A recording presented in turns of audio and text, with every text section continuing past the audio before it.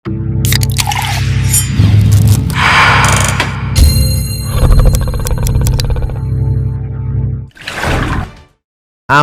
apa yang bisa kita kerjakan untuk membenteng diri dari sifat riya?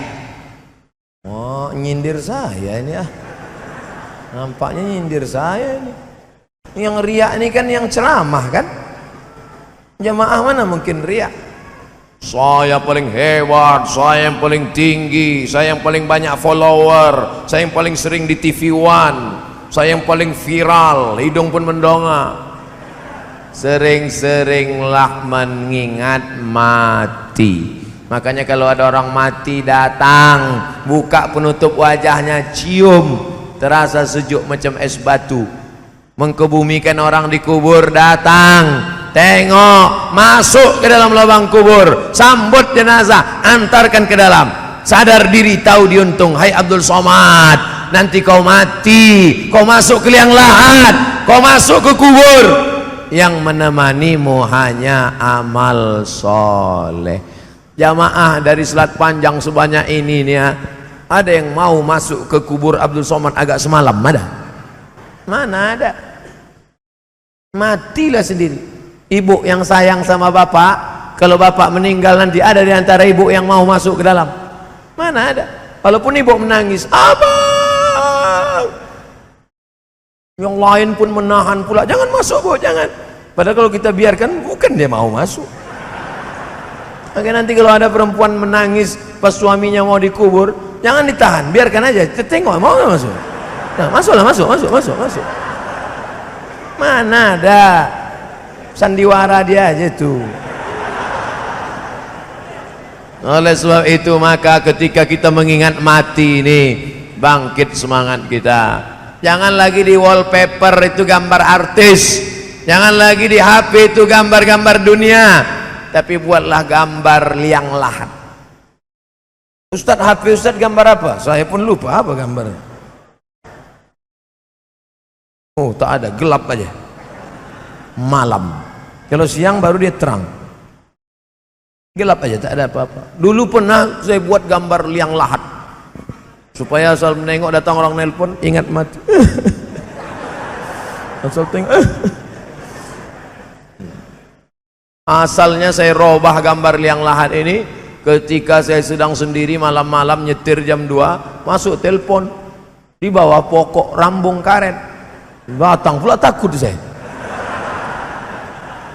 Oleh sebab itu buatlah sesuatu yang selalu mengingatkan kita pada mati.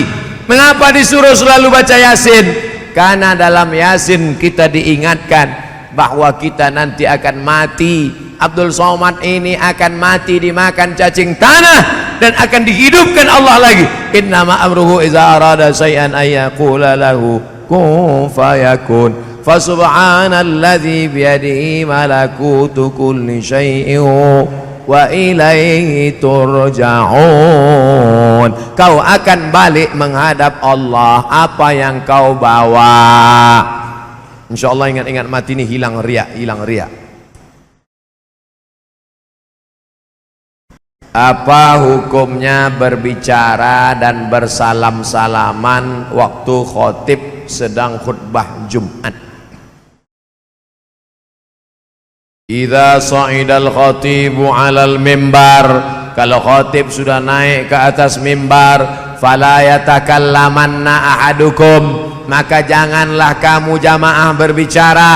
Wa may yatakallam, siapa yang berbicara, fala faqad lagha, dia sudah melakukan perbuatan lagha. Arti lagha sia-sia. Wa man lagha fala jum'atalah, siapa yang melakukan perbuatan sia-sia, tiada Jumatlah baginya. Makanya kalau sudah khotib naik mimbar, datang kawan ngajak ngobrol, gimana acara kita nanti sore? Jadi kita main futsal. Gak boleh bicara, gak boleh. Kalau ada kawan ngajak bicara, diam saja. Idza qulta li sahibika ansit, kalau kau katakan ke kawan di sebelahmu, diam, faqad laghauta, kau sudah melakukan sia-sia. Kalau sekedar salaman Pak Ustadz, tak apa-apa, assalamualaikum. Karena salaman adalah doa. Bagaimana kalau khotib yang berbicara kepada jamaah? Boleh atau tak boleh? Boleh. Mana dalilnya? 3 dalil. 3 dalil khatib boleh bicara kepada jamaah. Pertama, Nabi sedang khutbah, ada sahabat masuk masjid, tiba-tiba duduk. Kata Nabi, "Qum!" Berdiri, berdiri. Kamu yang baru masuk tadi, berdiri, berdiri. Salat sunat 2 rakaat. Itu dalil khatib boleh bicara kepada jamaah. 2, ketika Nabi sedang khutbah, cucunya Sayyidina Al-Hasan dan Sayyidina Al-Husain, ini mimbar Nabi, ini mihrab Nabi, ini kamar Nabi. Di belakang kamar Nabi, kamar Fatimah dengan Sayyidina Ali, anaknya Sayyidina Al-Hasan dengan Sayyidina Al-Husain. Sayyidina Al-Hasan dan Sayyidina Al-Husain anak kecil, lari-lari, lompat-lompat, berkelahi berdua, biasa anak kecil. Turun Nabi dari mimbar, melerai cucunya, digendong. Lalu apa kata Nabi? Innama amwalukum wa auladukum fitnah. Memang betullah harta dan anak cucu ini ujian dari Allah. Itu dalil khatib boleh turun ke bawah, boleh ngomong pada jamaah. Makanya jangan nanti kalau ada khatib turun ke bawah menertibkan, mana. Tapi jangan pula khatib turun mau menertibkan parkir. 3, ketika Nabi sedang khutbah, datang orang Arab Badui di pintu Masjid Nabawi. Halakatil amwal. Pintu sebelah kanan ada 3, Babul Baqi, Babu Jibril, Babun Nisa. Pintu sebelah kiri Babus Salam. Nabi sedang khutbah, datang Arab Badui. Apa kata Arab Badui? Halakatil amwal, kampung kami kering, hancur, tolong doakan supaya turun hujan. Nabi langsung berdoa di atas mimbar, aghithna. Diangkat Nabi tangannya ke atas. Jubah Nabi itu lengannya besar, ketika diangkatnya tangannya ke atas, turun jubahnya sampai sahabat di bawah itu berkata, aku melihat dengan mata kepalaku bayadha ibtayhi, putih ketiak Nabi. Nabi itu saking putih kulitnya, ketiaknya pun putih. Orang kita putih, ketiak hitam. Nabi angkat tangannya, turun lengan bajunya. Nabi itu berdoa begini, aghithna, di atas mimbar, minta istisqa, hujan di atas mimbar. Aghithna, aghithna, aghithna, kata Nabi. Selesai salat Jumat, sahabat turun, dipijakkan kaki sahabat ke pasir, basah pasir kota Madinah.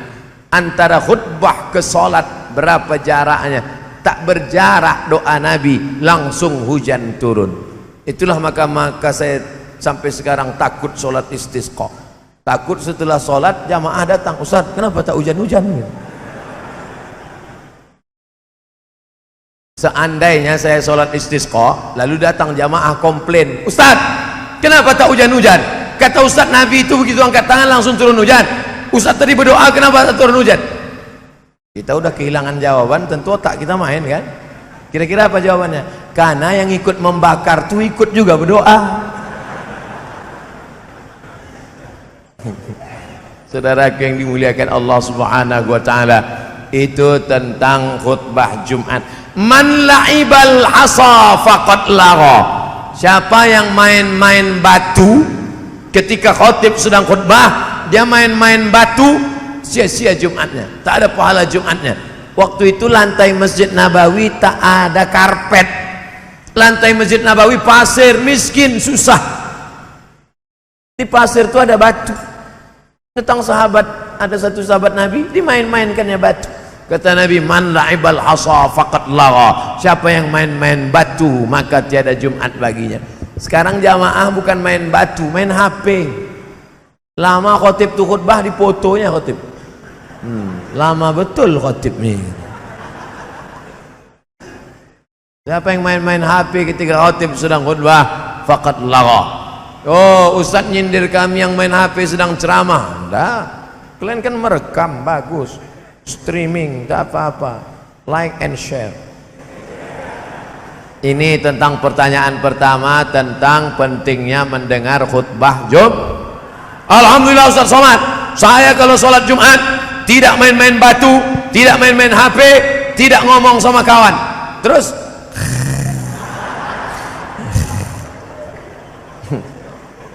Ini lebih parah lagi. Karena tujuan sholat Jumat adalah mendengar khutbah perempuan. Kenapa tak sholat Jumat? Kenapa tak wajib perempuan sholat Jumat? Karena suaminya mendengar khutbah Jumat, balik suami dari sholat Jumat, dipanggilnya istrinya, oh my darling, my sweetly, buah hati belayan jiwa, abang mau menyampaikan kepada engkau tentang isi khutbah Ustadz Abdul Somad tadi waktu sholat Jumat. Apa kata Ustadz itu tadi bang? Kata Ustadz Somad, takutlah engkau kepada Allah karena surga terletak di bawah tapak kaki laki. Dia tak tahu istrinya tadi streaming mendengarkan khutbah. Perasaan tadi tak ada Ustadz ngomong gitu bang. Sebetulnya abang tambah aja sedikit.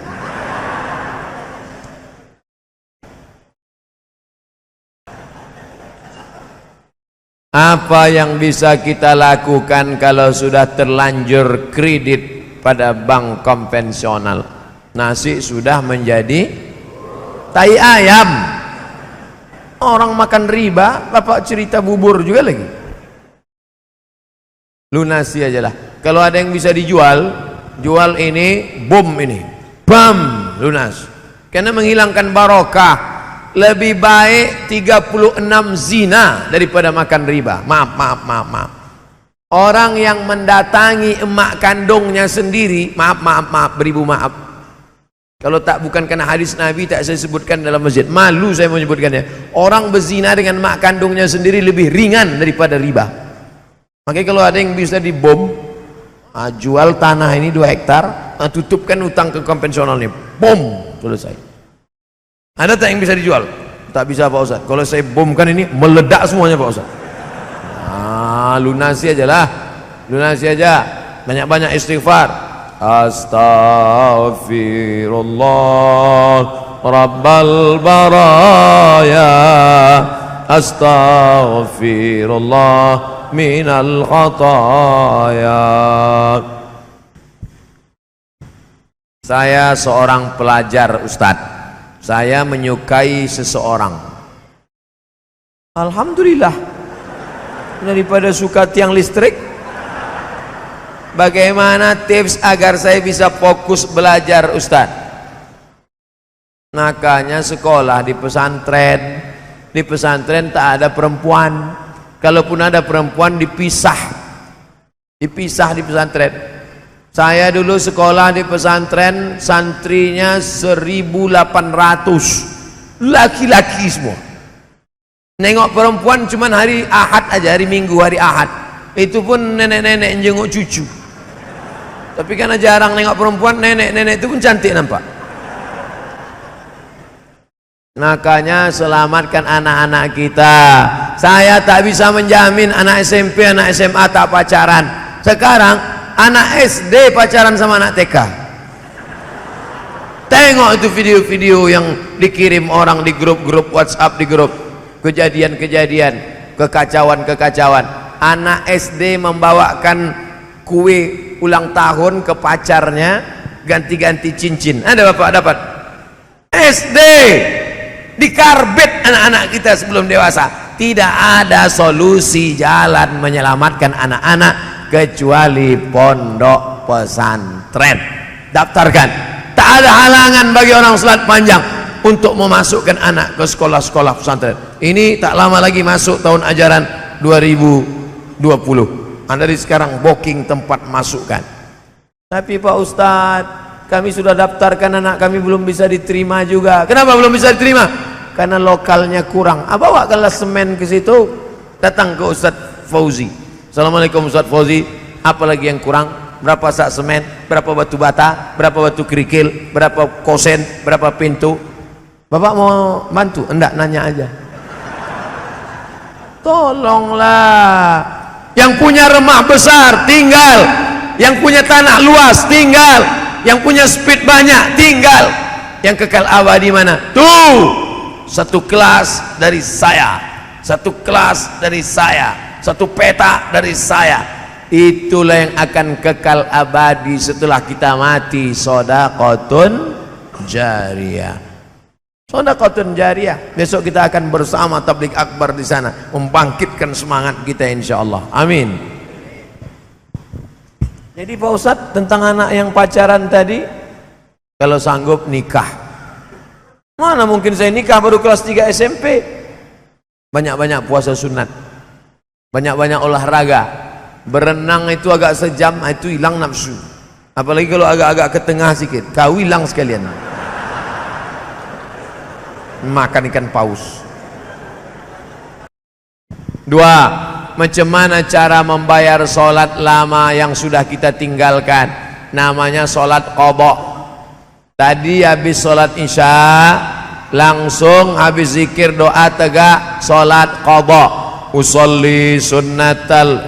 Usolli fardal isya 4 rakaatin qadhaan. Kalau cash adaan, membayar utang qadhaan. Usolli fardhas subhi, besok subuh usolli fardhas subhi rak'ataini ada, usolli fardhas subhi rak'ataini ma'muman qadhaan. Habis salat zuhur 4 rakaat, usolli fardhas zuhri 4 raka'atin qadhaan. Tapi besok habis salat subuh qadhanya jangan di masjid, nanti ketahuan.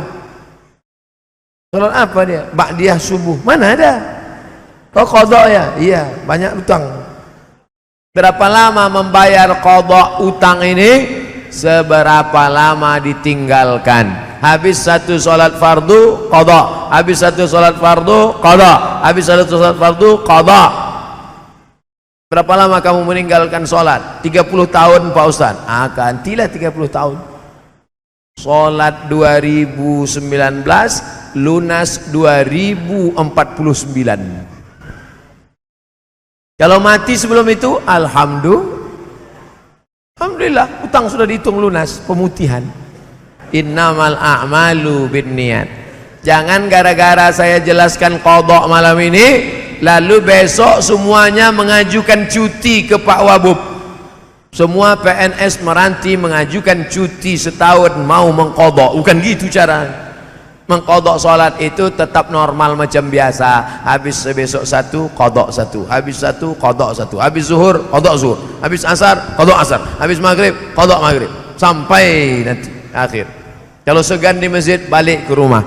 Mudah-mudahan bernilai amal lah pengajian kita malam ini insyaallah. Amin ya rabbal alamin.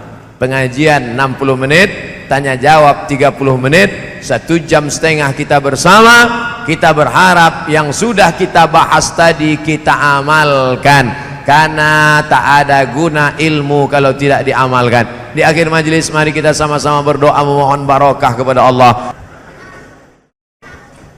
Saya mau tanya Ustaz, kalau kita dapat asuransi kematian, macam aksiden tu kan dapat asuransi, boleh tak kita hajikan bapak kita yang aksiden itu? Dia dapat asuransi, duit asuransinya sendiri kita bayarkan untuk hajinya, boleh apa tidak Pak Ustaz? Hukum asuransi ada 2, kata Syekh Ali Jum'ah Mufti Mesir. Pertama kata dia asuransi ini hukumnya haram, karena macam judi. Ada orang yang sudah bayar tiap tahun tak mati-mati, tak dapat. Ada baru bayar hari ini, besok batuk mati, langsung dapat. Macam judi, maka duitnya haram. Kata pendapat pertama. Kata pendapat yang kedua halal, karena dalam asuransi itu ada tolong menolong. Wa ta'awanu 'alal birri wat taqwa wa la ta'awanu 'alal itsmi wal 'udwan. Oke, saya husnuzan. Mungkin saudaraku yang bertanya ini dia pakai pendapat fatwa yang kedua bahwa asuransi itu halal, boleh, maka diambilnya duit asuransi almarhum tadi. Maka itu pemiliknya siapa? Pemilik duit asuransi peninggalan almarhum bukan milik almarhum, karena orang meninggal dunia tak punya harta, berpindah tangan kepada ahli waris. Jadi kalau tinggal 100 juta bagi. Emak masih ada? Ada. Emak berapa dapat? 1/8. Jadi emak 100 juta, emak dapat 12,5 juta. Tinggal 87,5 juta. 87,5 juta bagi lidzakari mislu hadzil unsayain. anak laki-laki dapat 2 kali bagian anak perempuan. Jangan duit itu langsung memberangkatkan almarhum pergi haji, karena sedang duitnya belum dibagi. Setelah dibagi baru tanya, abang-abang, adik-adik, kita sudah dapat semua? Sudah. Bagaimana kalau kita hajikan orang tua kita ini? Setuju. Berapa ongkos berangkat haji sekarang? 50 juta. 10 dari kamu, 10 dari kamu, 10 dari kamu. Dari emak tak usah lagi, karena emak cuma dapat 12,5 juta. Maka patunganlah anak-anaknya ini untuk memberangkatkan haji, namanya badal haji. Badal haji boleh, membadalkan haji almarhum orang tua sudah meninggal dunia boleh. Mana dalilnya? Labbaik Allahumma subrumah, kata sahabat Nabi, labbaik Allahumma subrumah, aku hajikan subrumah. Siapa subrumah itu? Saudaraku. Kata Nabi, kau sudah haji apa belum? Belum. Hajikan dulu dirimu, baru hajikan subrumah. Itulah dalil boleh menghajikan orang lain, namanya badal haji. Tapi jangan sampai bapak ibu di Selat Panjang kena tipu sama mafia badal, ambilnya duit 1.000 rial, 1.000 rial, 1.000 rial, padahal tak dibuatnya. Hati-hati juga, banyak juga Abu Lahab, Abu Jahal. Dalam doa solat duha ada kalimat, wa innaka haraman fatahhirhu, wa in kana haraman fatahhirhu, Allahumma in kana rizquna fis sama fa anzilhu. Kalau rezeki kami masih tergantung di langit, turunkan ke Selat Panjang. Wa in kana fil ardi fa akhrijhu. Kalau rezeki kami masih tertanam dalam tanah, keluarkan ke Selat Panjang. Wa in kana ba'idan faqarribhu. Kalau rezeki kami masih jauh di tengah laut, dekatkan ke Selat Panjang. Nah, ini yang jadi masalah. Wa in kana haraman fatahhirhu. Kalau rezeki kami itu haram, maka halalkan. Rezeki kami haram Pak Ustaz, tolong halalkan. Apa maknanya? Apabila rezeki kami itu haram, maka tolong halalkan, tolong sucikan. Bapak berdagang, berniaga di pasar, apa yakin tidak terjadi di sana kelupaan, kelalaian, salah timbang, silap, khilaf, salah? Apa yakin? Mana mungkin? Pasti ada silapnya, pasti ada salahnya, tapi bukan disengaja. Jangan timbangan itu di setel 1 kilo tapi 7,5 on. Lalu berdoa, ya Allah, kalau haram tolong halalkanlah.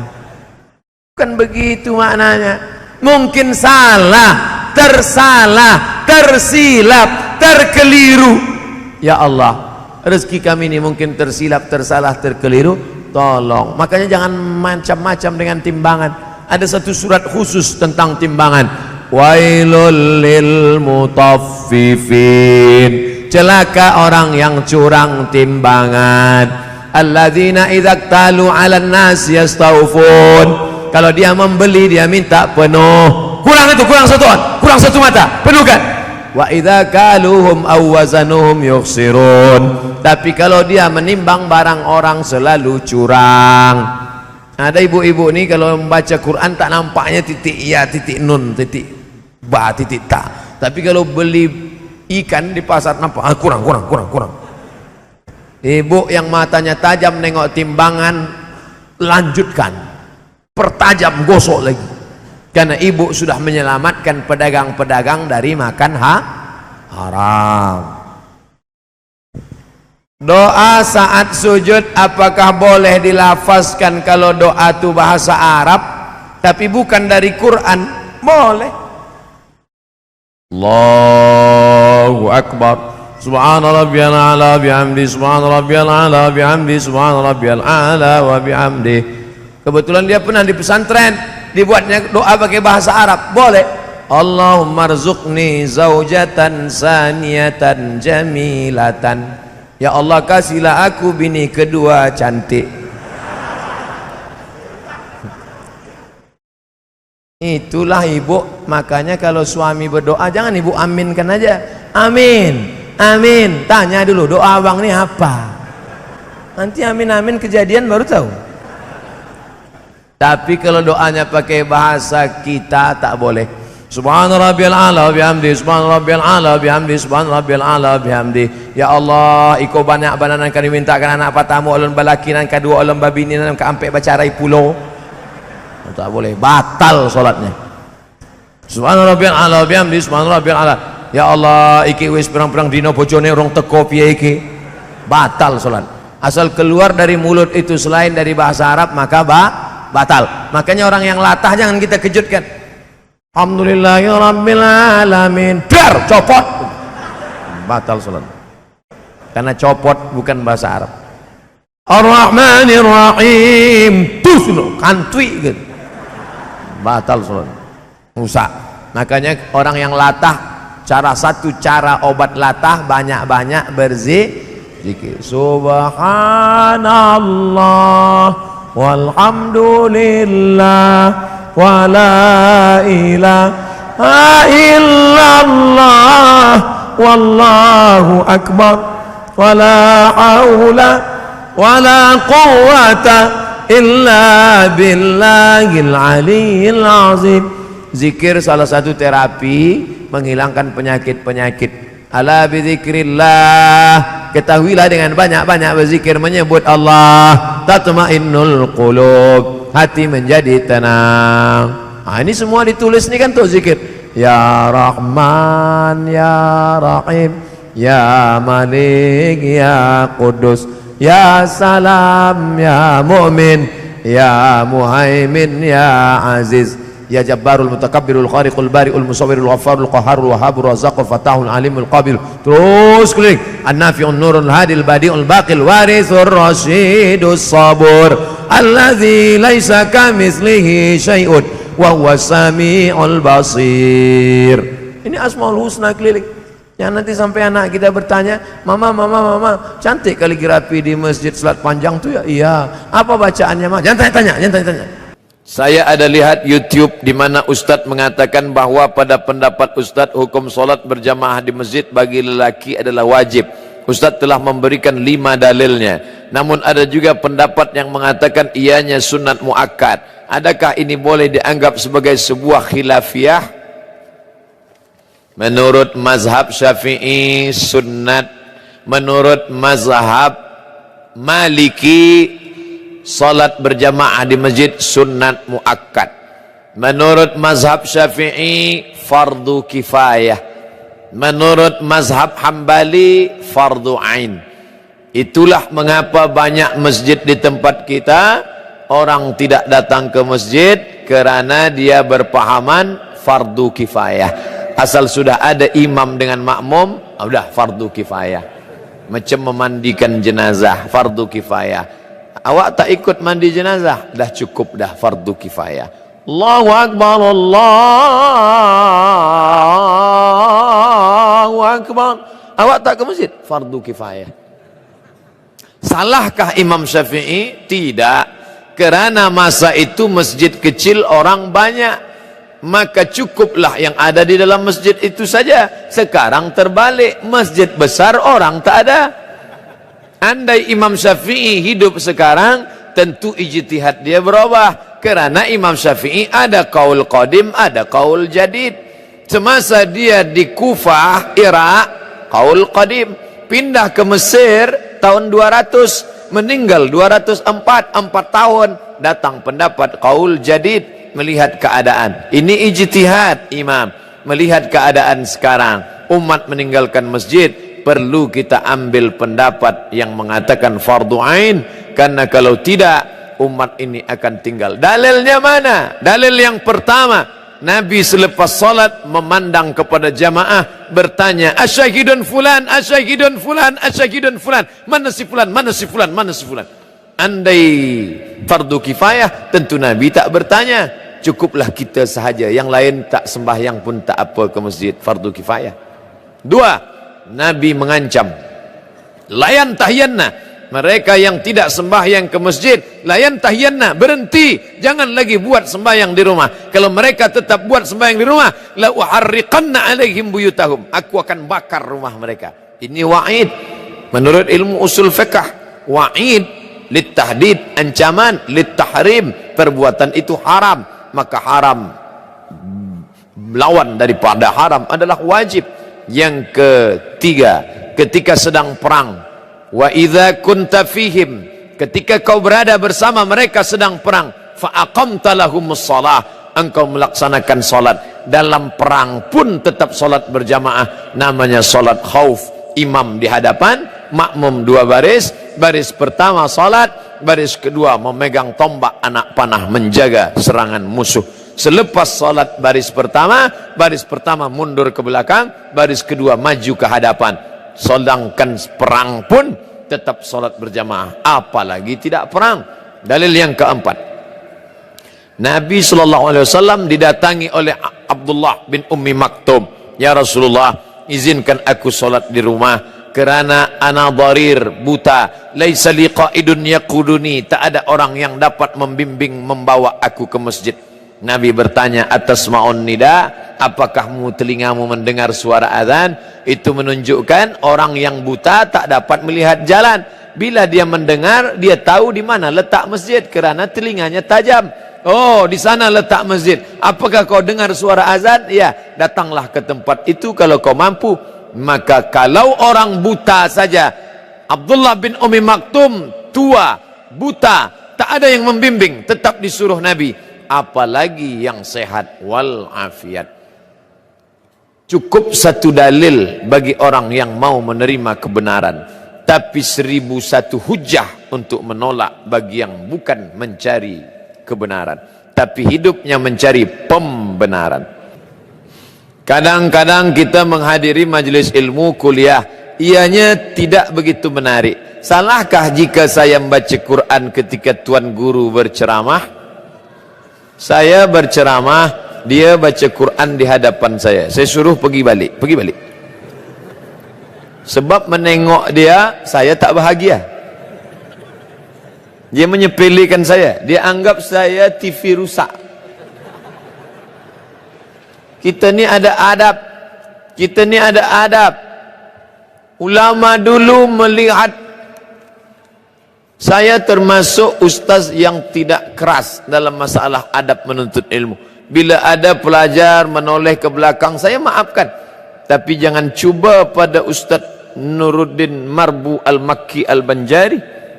Dia ketat dalam masalah ini kerana dia dulu belajar kepada Syekh Muhammad Yasin Al-Fadani juga begitu, kepada tuan-tuan gurunya. Sekarang ada orang dia anggap ini, dia duduk semau, tapi hari ini orang sudah mau ke masjid, sudah alhamdulillah daripada tidak. Kalau hukumnya daripada tidak, saya ini termasuk ustaz yang ustaz daripada tidak sama sekali. Tapi ada ustaz yang serius, memakai sorban, memakai jubah, maka dia harus juga iltizam dengan waktu, dengan adab-adab menuntut ilmu. Oleh sebab itu, kalau nak baca Quran, pergi baca Quran. Kalau nak mengaji.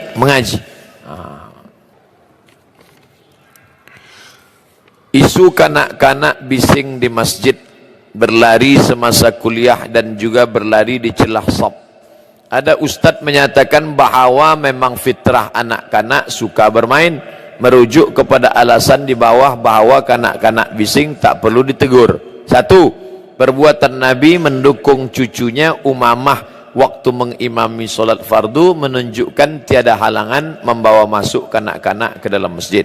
Dua, sebuah hadis lain pula Rasulullah memanjangkan sujudnya kerana cucunya Hasan Husain memanjat di belakang baginda dan bermain-main di atas belakang.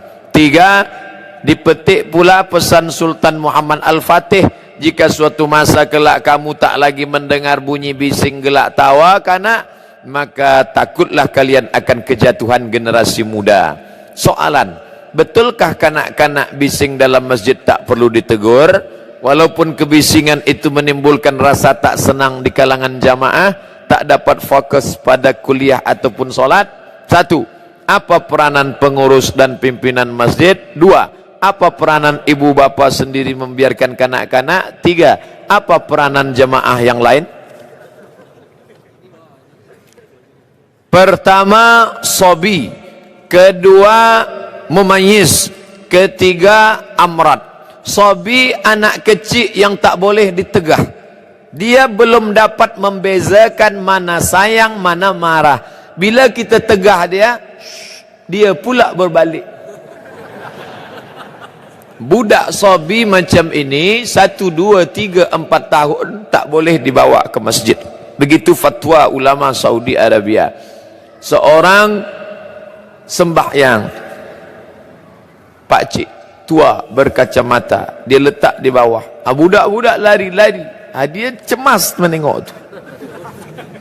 Ini 1, 2, 3, 4 tak boleh bawa. Yang boleh dibawa mumayyiz, dia belum akil baligh tapi dia sudah boleh menerima amaran, maka dibuatkan satu saf di belakang, satu saf. Begitu dalam fatwa Syekh Atiyah Saqar, Mufti Al-Azhar. Anak-anak yang belum akil baligh dibuat satu saf di belakang. Apakah anak kanak-kanak ini memutus saf? Kanak-kanak tidak memutus saf dengan 2 syarat. Yang pertama, dia sudah berkhitan, kerana bila belum berkhitan ada najis di ujung. Yang kedua, kanak-kanak banyak wuduknya tak sempurna, dia ambil air, dia gosok-gosok saja biji mata dia. Nah, kalau wuduknya tak sempurna, dia boleh memutus saf. Oleh sebab itu, bila ada ihtimal, maybe dah sunat ke belum, dah berkhitan ke belum, betulkah, maka daripada dia mengganggu, dibuatlah satu saf di belakang. Ada satu orang dewasa, saya masuk ke Masjid Raya Riau, ada seorang dewasa membawa kayu rotan.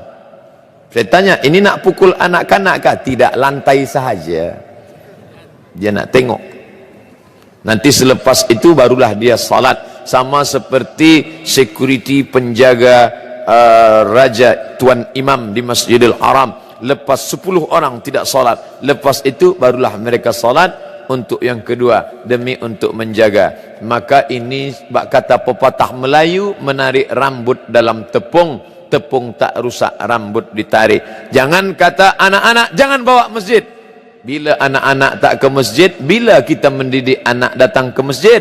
Tapi semua anak kita bawa ke masjid, orang yang naik darah pula mengamuk. Hilang kaji bahagia malam ni. Oleh sebab itu jalan tengahnya adalah, maka kita bawa anak yang mumayyiz, letakkan dalam satu saf di belakang, ada satu orang menjaga, maka insya-Allah selamatlah anak kita dan ibadah orang tuanya pula selamat.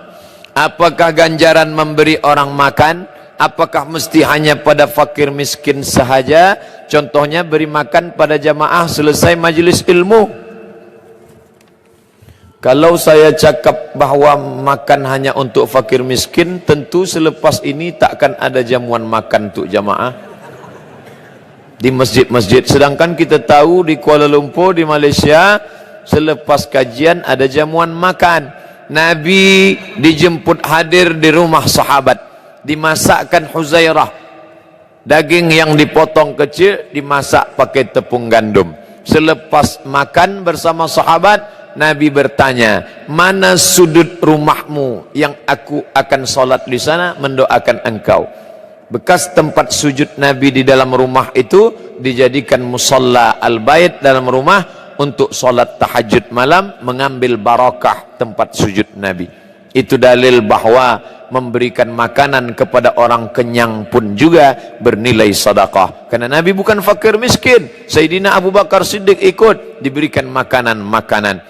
Adapun sahabat memberikan makanan kepada ahlus suffah yang dipimpin oleh Sayyidina Abu Hurairah radhiyallahu an bersama para sahabat radhiyallahu anhum ajma'in, maka bersedekah tak hanya tengok orang miskin dan susah, tapi juga kepada sahabat-sahabat kita bagi makanan, kita bagi pakaian. At'imut ta'am, bagi makanan. Afshus salam, tebarkan salam. At'imut ta'am, beri makanan. Wa tusalli wad nasu niyam, salatlah ketika orang sedang tidur lelap malam. Tadkhulul jannata bisalam, maka kau akan masuk surga dalam keadaan selamat, senang, sentosa. Mana yang lebih utama? Kita memerangi Syiah atau memerangi Zionis Yahudi laknatullah pada masa sekarang ini? Kita tidak boleh bersama dengan Syiah dalam 5 masalah, kata Syekh Ali Jum'ah. Yang pertama, mereka mewajibkan beriman kepada imam 12. Sesiapa sahaja yang tidak percaya kepada imam 12, maka kafirlah dia. Dia kafirkan kita kerana kita ahlu sunnah tak percaya pada imam 12. Dua, mereka berkata selepas Nabi meninggal dunia maka yang layak menggantikannya adalah Ali. Maka sesiapa saja yang merampas kuasa Ali maka kafirlah dia. Atas sebab inilah mereka mengkafirkan Abu Bakar, Umar, Utsman dan sahabat. Mereka kafirkan sahabat kecuali 3. Siapa dia? Miqdad bin Aswad, Abu Dzar Al-Ghifari dan Salman Al-Farisi. Lain daripada itu kafir. Maka perhatikan, bila ada ustaz mengkafirkan sahabat Nabi, ini ciri daripada sifat Syiah. La tusalli khalfa rafidhi, jangan engkau salat di belakang Syiah Rafidah. Datang sahabat Imam Syafi'i bertanya, kata Syafi'i, jangan kau salat bila imamnya Syiah Rafidah, jangan kau salat di belakangnya. Sifhum lana, beri kami ciri sifat dia supaya kami tahu bahawa dia Syiah Rafidah. Man qala inna Aba Bakrin wa Umar laisa bi imamaini fahuwa rafidhi. Sesiapa sahaja yang menyebut bahawa Abu Bakar dan Umar tak layak menjadi khalifah kerana merampas Ali, maka dia adalah Syiah Rafidhi. Imam Syafi'i berkata demikian. Yang ketiga, mereka berkata bahawa Al-Quran itu adalah yang dibuat-buat oleh Abu Bakar, Umar dan Utsman, bersekongkol membuat Quran. Mereka buang nama-nama Ali dalam Al-Quran. Sesungguhnya kami punya mushaf namanya Mushaf Fatimah yang sedang dipegang Imam Al-Qaim, tebalnya 3 kali lipat daripada yang ada di tangan kamu, dan nanti Imam Al-Qaim datang.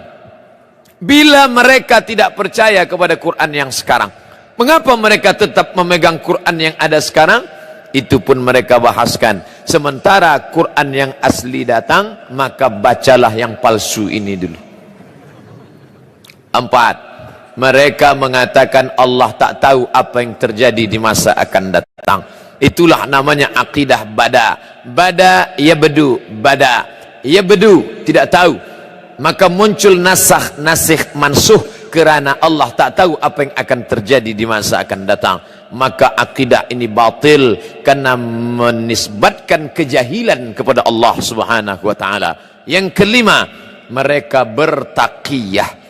Taqiyah. Bila banyak ahlu sunnah, kita tanya, awak ahlu sunnah ke Syiah? Dia akan berkata, aku ahlu sunnah.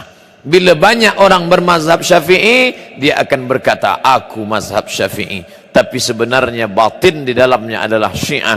Maka ini taqiyah. Maka mereka mengkafirkan kita. Mana yang lebih berbahaya, Yahudi kah atau Syiah? Pahami sendiri. Yahudi jelas dia Yahudi, tapi ini dalam zahirnya memusuhi, mengkafirkan, dan batinnya mengkafirkan, tapi zahirnya menampakkan diri sebagai muslim, padahal dalam hatinya halal darah kita, dia benci kita. Jangankan kita, Abu Bakar dan Umar pun dia bacakan selepas solat subuh doa laknat sonamai Quraisy, Allahumma al'an sonamai Quraisy wa taghutaihima wa jibtaihima. Laknatlah 2 berhala Quraisy, Abu Bakar dan Umar. Dalam kitab mereka katakan Abu Bakar laknatullah alaih. Kalau Abu Bakar laknatullah alaih, apalagi Abdus Somad. Saya adalah ketua sebuah organisasi yang di dalamnya ada keberagaman agama. Ada non-muslim, ada Kristen, ada Hindu, ada Buddha. Apakah assalamualaikum dilanjutkan dengan salam sejahtera? La tabda'ul yahuda wan nasara bis salam. Jangan kamu ucapkan salam kepada Yahudi dan Nasrani. Maka kita ucapkan untuk yang Islam, Assalamualaikum warahmatullahi wabarakatuh, selamat pagi. Kalau pagi, maknanya untuk kamu-kamu yang penghuni surga, Assalamualaikum. Untuk kamu yang di dunia bahagia, di akhirat masuk neraka, selamat pagi. Pagi ini saja selamat.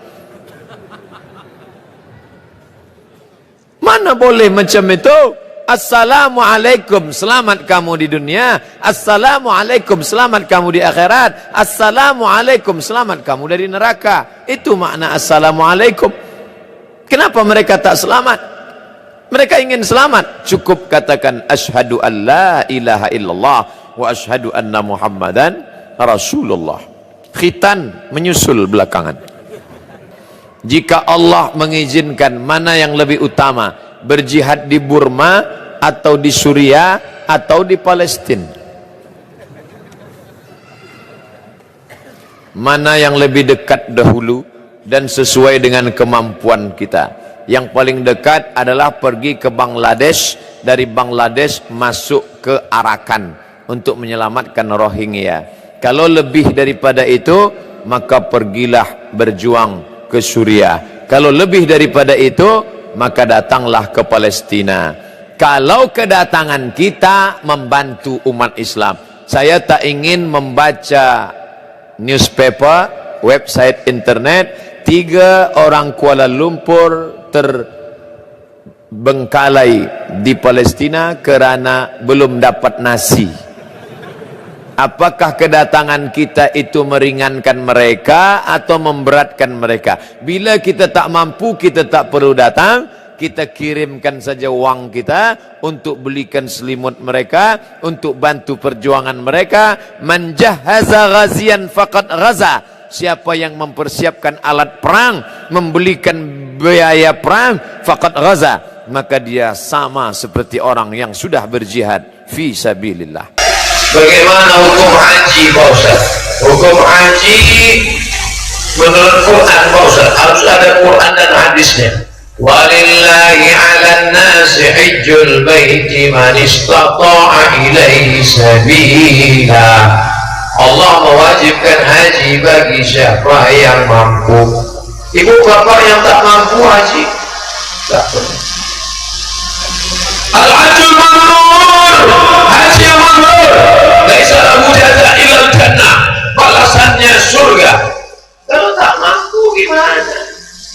Jadi gimana kami masuk surga Pak Ustaz enggak haji? Man 'ala thalatha banatin, siapa yang membesarkan 3 anak perempuan, fa'adabahunna, didik dengan baik, masukkan ke daerah, wa zawwajahunna, nikahkan dengan orang baik, wa ahsana ilaihinna, buat baik sampai mati, falahu jannah. Kau tidak haji tapi anakmu kau didik, kau masuk surga.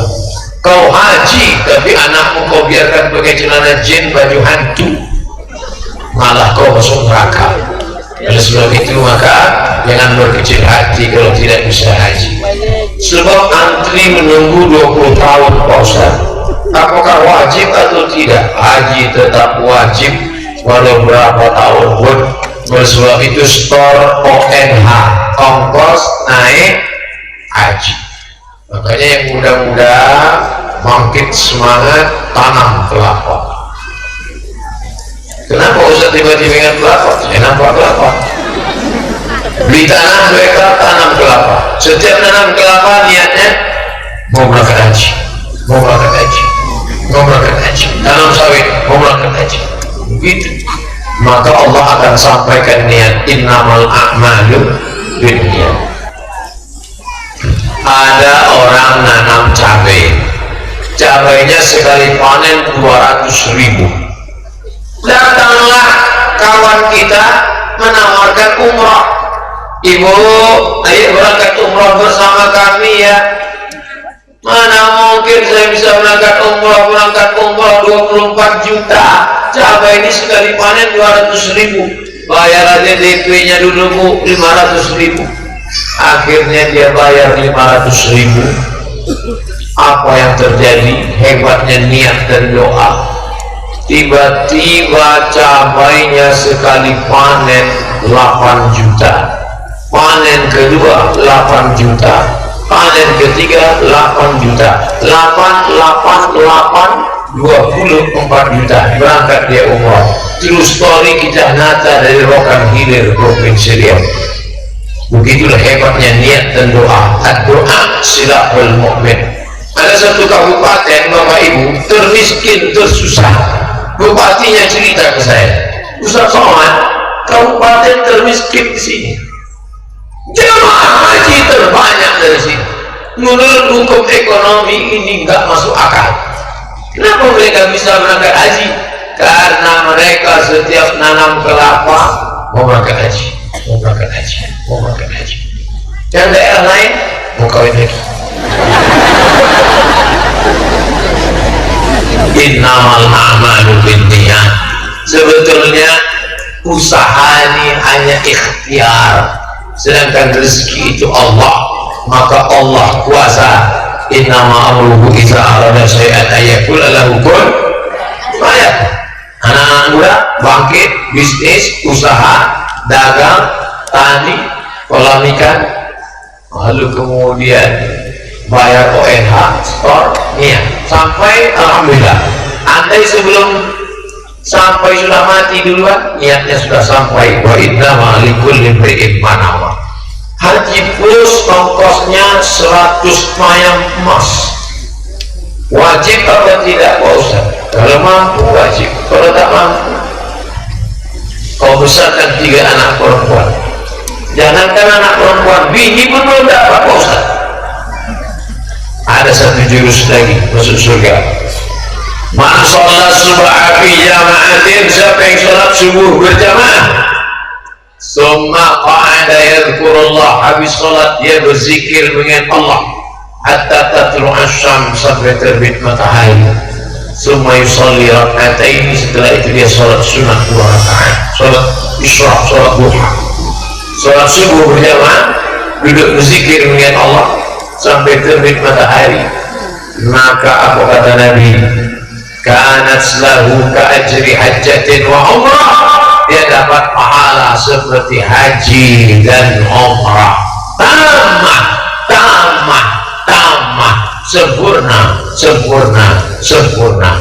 Hadis riwayat Tirmidzi, status hadisnya hadisun hasan. Nah, sebab itu jangan berkecil hati yang tidak bisa berangkat haji, karena pintu haji tidak hanya satu pintu. Allah bukakan pintu-pintu yang lain. Mudah-mudahan kita ketiga-tiga pintu itu bisa dapat, insyaallah. Amin. Haji berangkat, anak perempuan 3, bisa sholat subuh dan sholat duha, 3-tiganya dapat. Sudahlah nggak berangkat haji, tidak nikah, tak punya anak, sholat subuh jam 8.30. Nauzubillah. Bagaimana hukum membeli arisan?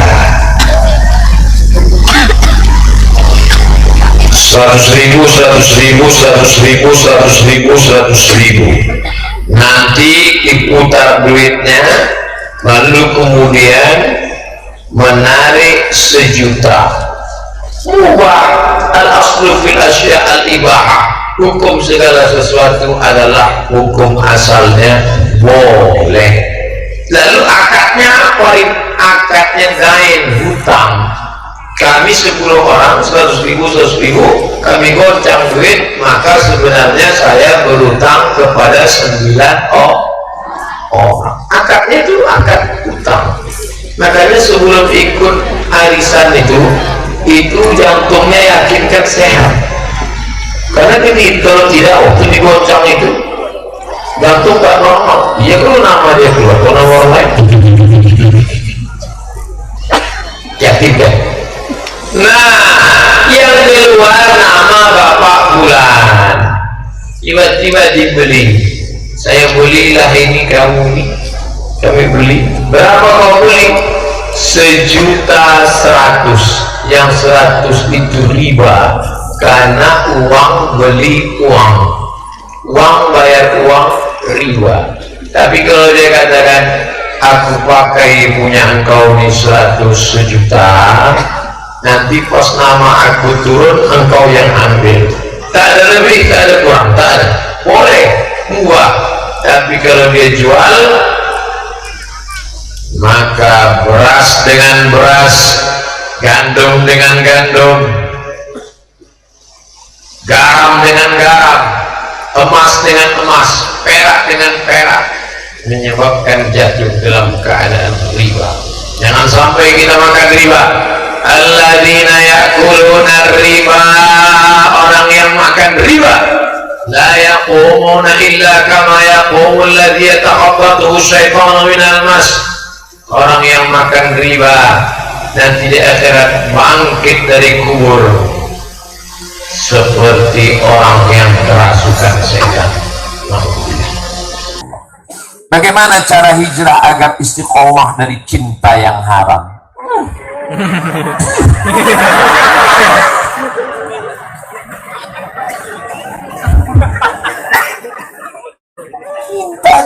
Cinta prank.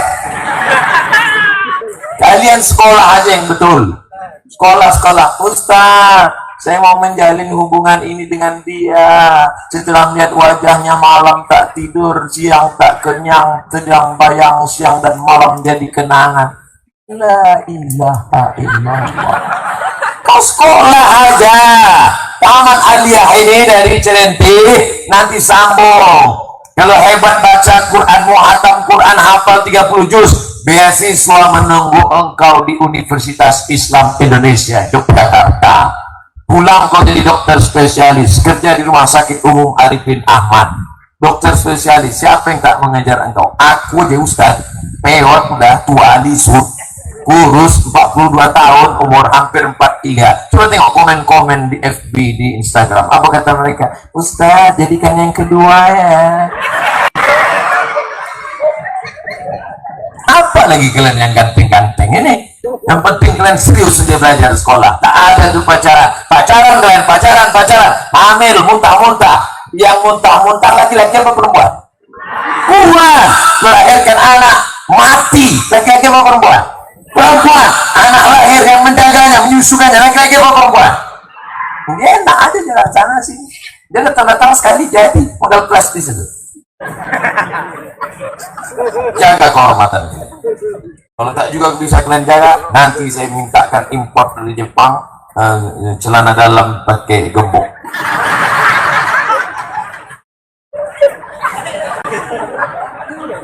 Apakah orang bercadar dikatakan sesat?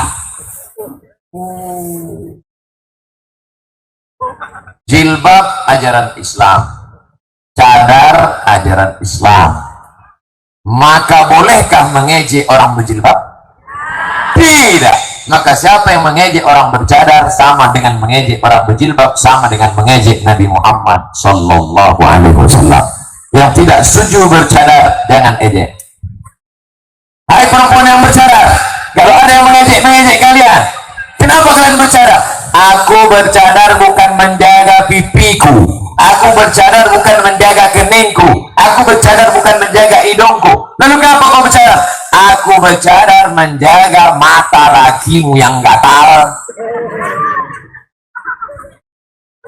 Perempuan yang cantik lebih bagus dia bercadar. Bayangkan kalau ada perempuan cantik dari Kuansing ke Pekanbaru tak bercadar, habislah macet jalan Sudirman, supir-supir angkot bertabrakan. Meleleh Helio supir angkot. Bayangkan kalau kalian yang cantik-cantik mahasiswi tidak bercadar, masuk di kelas duduk paling depan. Banyak dosen-dosen tuh menulis whiteboard sampai habis ke lantai. Jadi mahasiswi sekali ya, Pak, habis, oh iya. Bagus kalian bercadar. Kenapa kalau ada perempuan bercadar kalian aja? Hai, ninja nih. Kenapa kalau perempuan bercadar kalian aja, tapi perempuan pakai rok pendek kalian diam? Kenapa kalau perempuan bercadar kalian olok-olok, tapi kalau ada orang yang tidak bertudung kepala kalian diam? Berarti otak kalian sungsang. Ustaz marah? Enggak, lapar aja sedikit. Enggak, bercanda. Saya sudah makan tadi. Dan makan di hotel, di sini pula makan langsat duku, Masya Allah. Apa hukum sholat orang yang bertatu? Ini mancing-mancing aja. Jawabannya udah banyak, macam-macam video. Orang yang bertatu sholatnya sah karena air wudhu tidak menghalangi. Yang menghalangi air wudhu itu kutek. Tapi kalau daun inai, daun pacar tidak. Yang tak boleh itu kutek. Di atas black kutek, di bawah black kaki. Nah, bagi undangan daki dari kiri pula gimana cebok?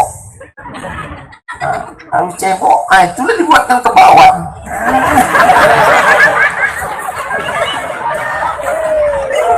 Enak ya, iya. Apa resepnya?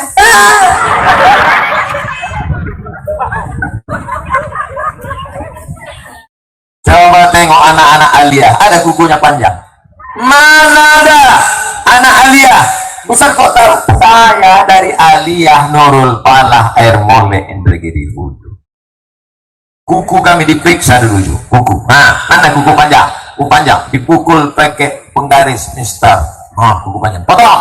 Asfaraka kuku. Inna syaitana yaqudu ma qala minha. Setan duduk di kuku yang panjang. Ini kadang kita sholat rukuk Allahu Akbar. Panjang kuku kau. Akunya potong. Aja potong kuku hari Jumat. Hari Jumat potong kuku. Hari Jumat mandi. Hari lain tak mandi. Mau sholat Jumat mandi harum. Jangan sampai masuk masjid kawan ingat Allah, kawan sebelah ingat ketiak.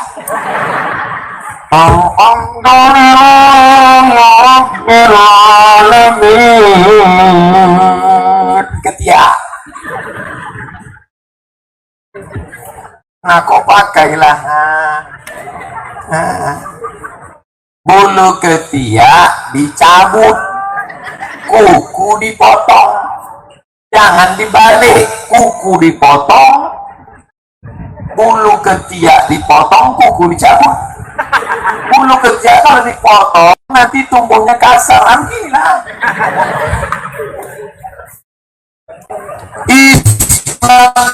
Semua diatur, kuku kaki sampai bulu ketiak sampai semua diatur oleh Islam. Makanya udkhulu fisil nikafah, masuklah Islam secara sempurna.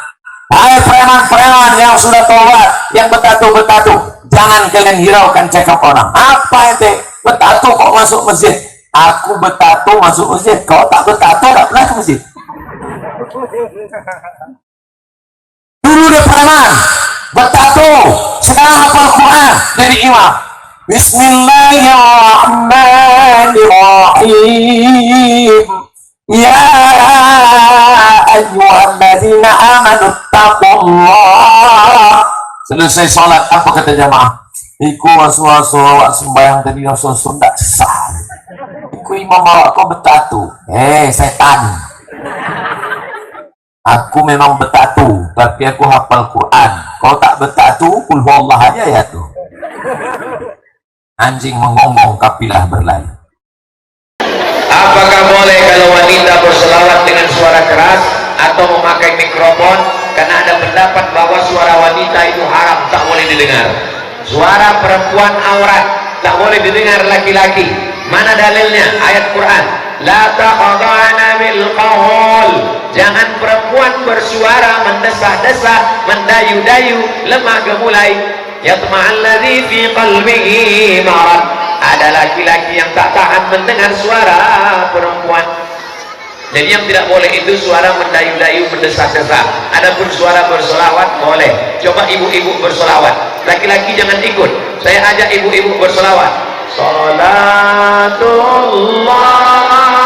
salamullah ala taha rasulillah. Salamullah ala habib.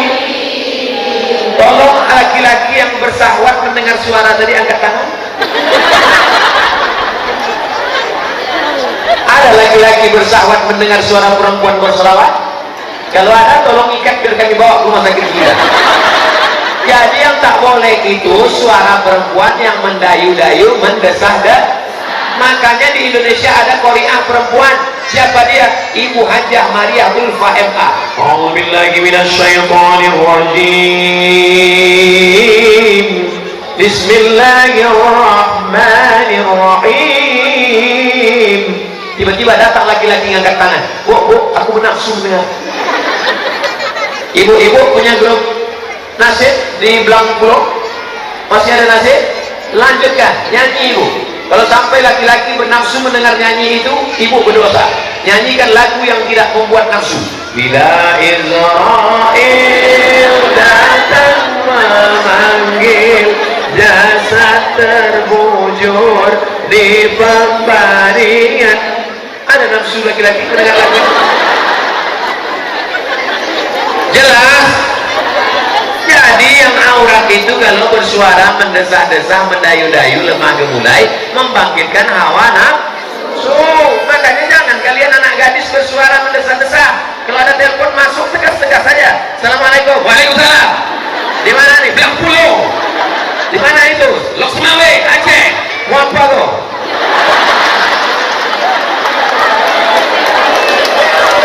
Jangan kalian bersuara mendesah-desah. Di mana nih? Belang Pulau. Macam pencong pula aku dengar. Ustaz, sekarang banyak terjadi bencana, tapi sebagian orang menganggap bencana akhir tahun itu biasa. Bagaimana pandangan Ustaz? Orang yang menganggap bencana akhir tahun biasa itu karena yang belum menimpa anaknya. Coba kalau mak dia mati, bisa dia berkata, di mana makmu mati? Ah, biasa aja. Orang yang menganggap bencana akhir tahun biasa itu karena yang mati orang lain, yang meninggal dunia orang lain. Coba kalau anaknya yang mati, coba kalau istrinya yang mati, coba kalau keluarganya yang mati. Saya mau tengok mana orang yang berkata ini biasa-biasa saja. Coba kalau anakmu yang mati, coba kalau istrimu yang mati. Istrimu mati, ah biasa aja. Kita cari yang lain. Enak aja berkata demikian. Ambil pelajaran, introspeksi diri. Ini azab Allah, ini teguran Allah. Mari kita takut kepada Allah. Innallaha la yadhlimu mithqala dzarrah. Allah tidak mungkin menganiaya hambanya walaupun sebesar biji sawi. Wattaqu fitnatan la tusibanna alladziina dzalamu minkum khassah. Takutlah kamu kepada azab Allah. Azab kalau datang tidak menimpa hanya segelintir orang saja, maka semuanya kena. Nauzubillah. Mudah-mudahan saudara-saudara kita yang terkena mendapatkan mati syahid karena mereka mati menyebut nama Allah. La ilaha illallah. Tolak negeri ini dari sabu-sabu narkoba, tolak azab Allah daripada perbuatan keji dan mungkar. La ta'murunna bil ma'ruf, ajak orang buat baik. Wa tanhauna 'anil munkar, larang orang buat mungkar. Jangan pakai narkoba, jangan pakai sabu-sabu, jangan pakai lem kambing. Ini matinya jelek kali. Kenapa dia mati? Karena narkoba. Keren kan? Kenapa dia mati? Lem kambing. Nauzubillah, berhenti buat dosa. Kalau itu tidak kamu lakukan, layan Allah subhanahu wa yab'atsallahu alaikum iqaban, la yab'atsallahu alaikum iqaban. Allah menurunkan hukuman, pada yustajabu lakum, doa kamu tak dikabulkan. Pagi petang berdoa, ya Allah angkatlah musibah ini ya Allah. Musibah tidak diangkat, kenapa? Karena tidak melakukan amar ma'ruf nahi mungkar. Berterima kasih kita kepada panitia di Belang Pulau. Acara petang ini adalah acara amar ma'ruf nahi mungkar. Mudah-mudahan dengan amar ma'ruf nahi mungkar dijauhkan Allah kita dari segala malapetaka. Gimana cara melupakan mantan?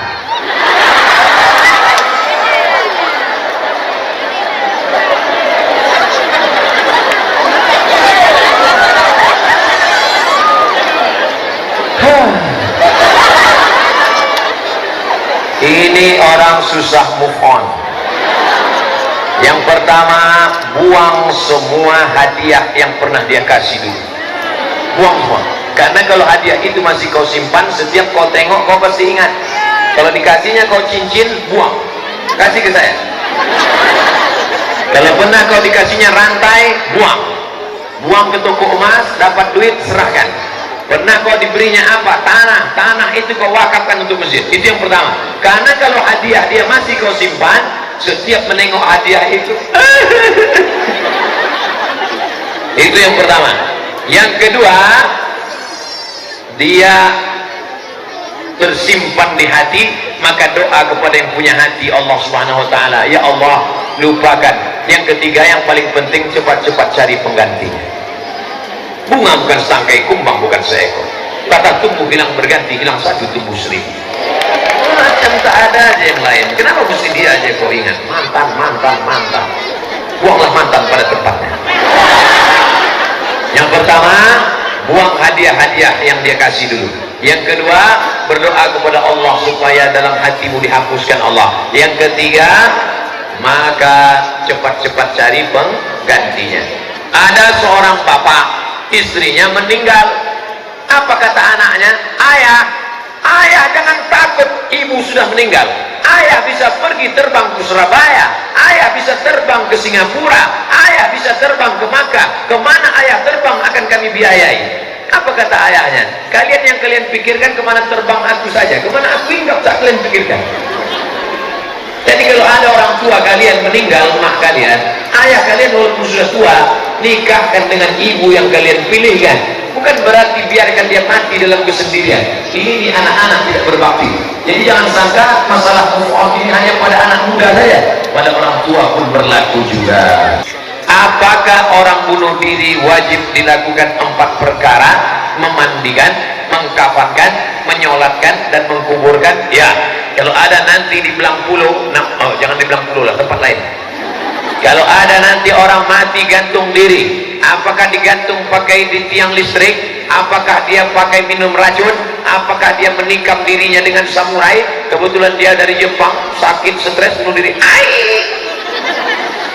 Apakah dia tetap dikafankan, dimandikan, disolatkan, dikuburkan? Ya, tetap berlaku. Mana dalilnya? Nabi tidak menyolatkan orang yang bunuh diri, tapi sahabat Nabi yang menyolatkan, didiamkan Nabi. Itu hadis takriri. Nabi tidak menyolatkan orang yang mati bunuh diri sebagai zajran, teguran, tapi sahabat Nabi tetap menyolatkan. Itu menunjukkan bahwa fardu kifayah tidak gugur. Maka kalau ada orang mati bunuh diri, tetap disolatkan, tetap dikafankan, tetap dimandikan, tetap dikuburkan di pemakaman kaum muslimin berdasarkan hadis Nabi Muhammad sallallahu alaihi wasallam. Apa hukum orang yang mati bunuh diri? Kalau dia bunuh diri minum racun, maka di akhirat dia akan meminum kerak api neraka, khalidan mukhallada fiha abada, kekal selamanya. Kalau ada orang bunuh diri karena digantung pakai tali, maka di akhirat dia akan menggantung dirinya di dalam neraka jahanam, khalidan mukhallada fiha abada. Kalau ada orang mati bunuh diri karena menikamkan pisau, tak mati, pisau potong kuku. Tapi kalau dia sampai samurai mati, maka dia akan menikamkan pisau dari api neraka, khalidan mukhallada fiha abada. Maka jangan bunuh diri. Orang yang bunuh diri itu menganggap selesai bunuh diri, masalah selesai. Dalam Islam masalah tak selesai dengan bunuh diri, karena setelah bunuh diri di akhirat masih menanti azab, khalidan mukhallada fiha abada. Jangan bunuh diri. La taqtulu anfusakum. Jangan bunuh dirimu. Innallaha kana bikum rahima. Karena Allah kasih dan sayang kepada engkau. Saya sudah puasa sunat Senin Kamis, tapi nafsu tetap tinggi, tak turun-turun. Gimana Pak Ustaz? Senin Kamis masih ada nafsu, ya. Kau tambah lagi puasa Nabi Daud. Puasa Nabi Daud itu lebih keras dari Senin Kamis. Senin Kamis cuma 8 hari sebulan. Puasa Nabi Daud 15. Nanti kalau sudah puasa 15 hari masih ada nafsu juga, kau pakai puasa dahar. Puasa Senin Kamis lebih tinggi, puasa Nabi Daud 15 hari lebih tinggi, puasa dahar. Aisyah pernah puasa dahar. Puasa dahar itu tiap hari puasa. Insya Allah nafsu ada, tenaga ada. Lawannya mau mati. Ustaz, apa yang harus kita lakukan agar kelak di surga dapat berkumpul dengan keluarga? Alhaqna bihim zurriyatahum. Orang-orang yang beriman dan takut kepada Allah, alhaqna bihim zurriyatahum, kami jumpakan dia dengan anak keturunannya. Di dalam kitab tafsir Ibnu Jarir At-Tabari, apa kata Imam Ibnu Jarir At-Tabari? Bapak kalau mendidik anak, masukkan ke daya, masukkan ke pesantren, sholat dia, puasa dia, sedekah dia, bangun masjid dia, takut dia kepada Allah, meninggal kita, maka kita tetap akan berjumpa dengan anak cucu cicit kita. Mudah-mudahan kita berjumpa dengan anak keturunan kita di surga nanti insya Allah. Dengan syarat dan ketentuan berlaku, beriman dan beramal soleh. Datang orang berkulit hitam memeluk Nabi Muhammad SAW, pelukannya kuat sampai tak lepas. Kenapa kau peluk aku? Aku takut nanti di akhirat tak akan berjumpa dengan engkau ya Rasulullah, amalku tak banyak, bagaimana mungkin aku bisa bertemu dengan engkau ya Rasulullah sallallahu alaihi wasallam. Apa jawab Nabi? Almar'u ma'aman ahad. Orang akan bersama dengan siapa yang dia cintai. Ibu kalau memang betul cinta kepada bapak dengan alasan Allah, bapak kalau memang betul cinta sayang kepada ibu dan anak-anak karena Allah, didik mereka pendidikan agama, ajak mereka sholat tahajud malam, suruh mereka menutup aurat. Nabi berjanji almar'u ma'aman ahad, orang akan bersama dengan siapa yang dia cintai. Mudah-mudahan kita bisa bersama dengan yang paling kita cintai, Nabi Muhammad sallallahu alaihi wasallam. Tengku Haji Abdul Somad yang kami muliakan, Masya Allah, saya sudah diakui sebagai Tengku Haji Abdul Somad. Apa konsekuensinya? Para pedagang tidak mengeluarkan zakat mal di dunia dan di akhirat. Walladzina yaknizuna adh-dhahaba wal fiddah, pedagang-pedagang yang tidak mengeluarkan zakat emas dan perak, wala yunfiquna fi sabilillah, tidak memberikannya di jalan Allah, fabashshirhum bi'adzabin alim, sampaikan kepada mereka, mereka akan mendapatkan azab. Yauma yuhma 'alaiha, nanti hartamu itu akan dipanaskan mendidih di kerak neraka. Fatukwa biha jibahuhum, akan ditimpakan ke gening, wa zuhuruhum, ke pundak, wa zuhuruhum, akan ditimpakan ke gening, wa junubuhum, ke pundak, ke usus. Gening, pundak, usus akan ditimpakan di hari kiamat. Orang yang tidak berzakat, duitnya dibawa ke Makkah, melaksanakan haji dan umrah, menangis di pintu Ka'bah, labbaik Allahumma labbaik, labbaik la syarika lak labbaik. Apa kata malaikat? La labbaik wa la sa'daik. Kau tak dapat haji mabrur, kau tak dapat umrah makbulah. Kenapa? Karena tidak bayar zakat. Bayarlah zakat ke Basnas, Badan Amil Zakat Nasional, tapi di Aceh namanya tidak Basnas. Bayarlah zakat ke Baitul Mal. Ustaz, gimana kalau kami rajin sedekah tapi tak bayar zakat? Sedekah sunat, zakat itu wajib. Orang yang rajin sedekah tapi tidak berzakat sama dengan orang pakai sorban tapi tidak pakai celana. Celana itu wajib, sorban itu sunat. Bersedekah pakai sorban tapi tak bercelana.